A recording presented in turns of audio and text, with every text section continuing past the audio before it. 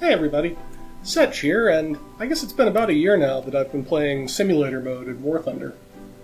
I've still got a lot to learn, but I have learned a lot already, and in the process I've had thousands of encounters with other players.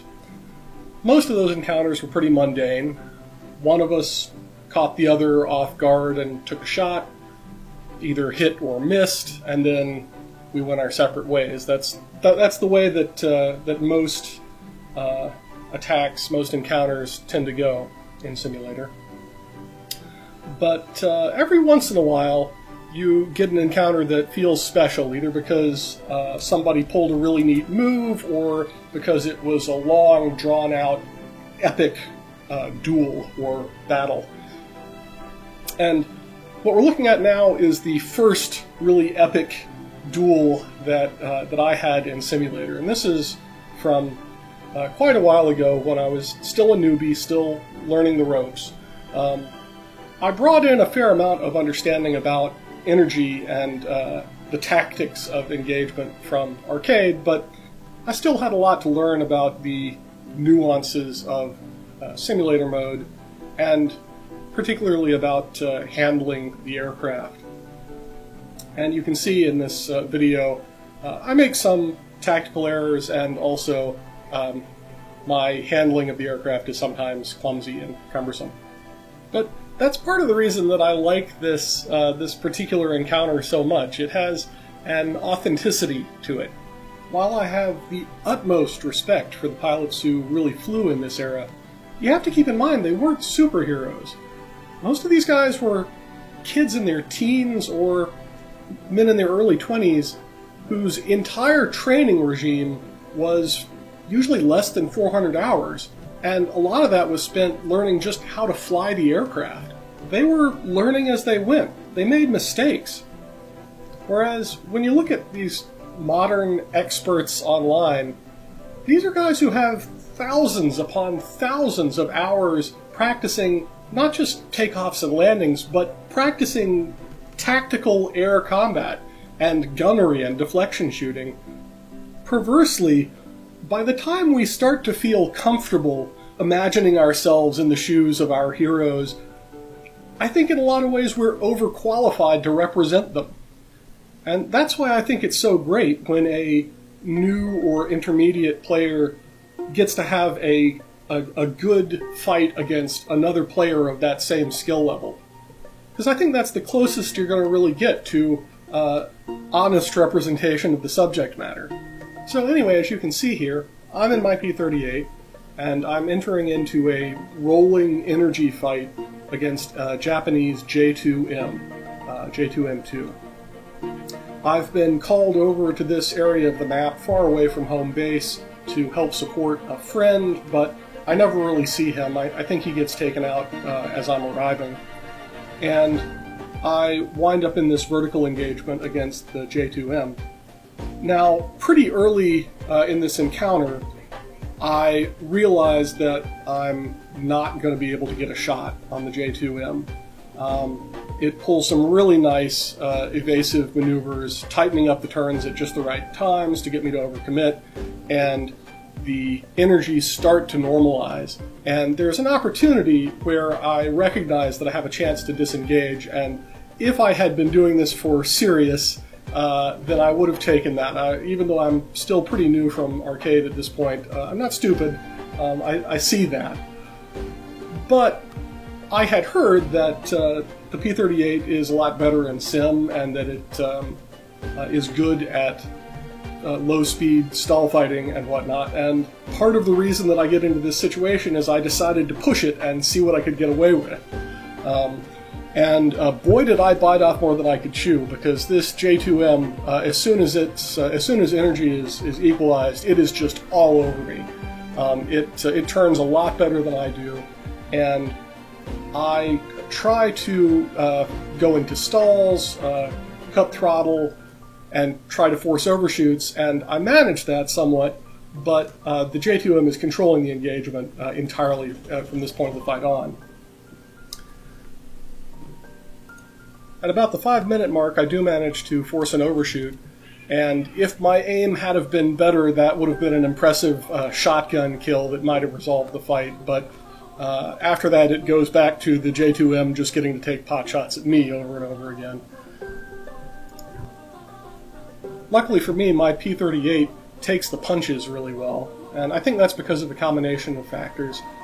For one thing, you can see every time the Japanese pilot is about to get a shot at me, I do my best to roll my aircraft in profile to try and minimize the vulnerable area that he has to shoot at. With one or two exceptions, I never let him get a planform shot down across my wings.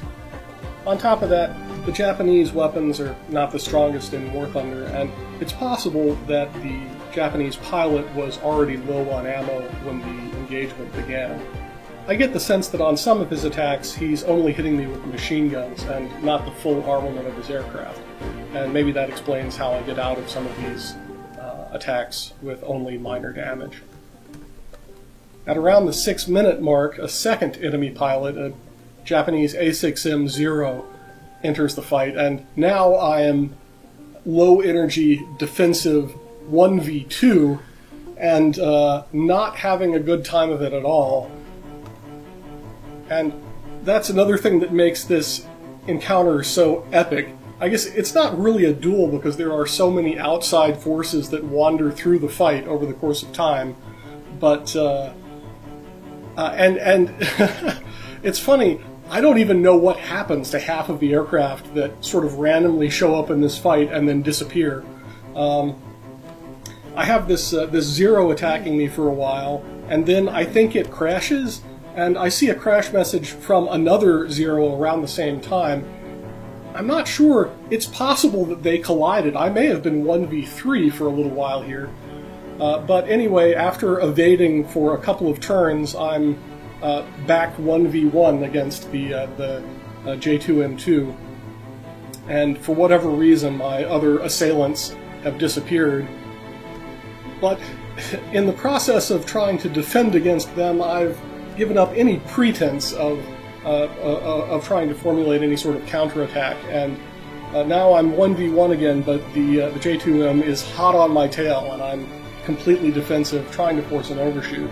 Now, it's at around this point that my many requests for help are finally answered, and a friendly Hurricane shows up in the fight and gets a few hits on the J2M, which is now visibly leaking fuel, and for a moment my thought is, great, I'll let the Hurricane engage the J2M.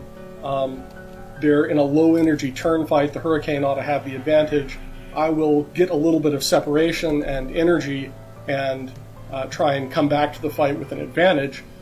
But much like the A6Ms that wandered into the fight, the Hurricane, too, disappears without a trace, and I don't know what happened to him after this initial pass. He just vanishes. So once again, it's back to me and the J2M, mano a mano.